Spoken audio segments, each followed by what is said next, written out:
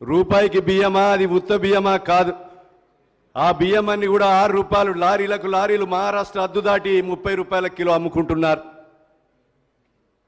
ఈరోజు ration shop యజమాని ration shop ఏదైతే ఆ బియ్యము తినడం లేదు, నేను ఈ ప్రభుత్వానికి విజ్ఞప్తి చేస్తున్నా. ఈ రాష్ట్ర ప్రభుత్వం వచ్చి 7 నెలల తర్వాత సుమారు 27 కోట్ల రూపాయల విలువ చేసేటువంటి బియ్యాన్ని పట్టుకొని ఏదైతే దళారుల మీద కేసులు పెట్టడం జరిగింది, ఆ బియ్యాన్ని కూడా సన్న బియ్యం రేషన్ షాపులకు ఇస్తే బాగుంటుందని నా వ్యక్తిగతంగా ప్రభుత్వానికి సూచన చేస్తున్న అధ్యక్ష.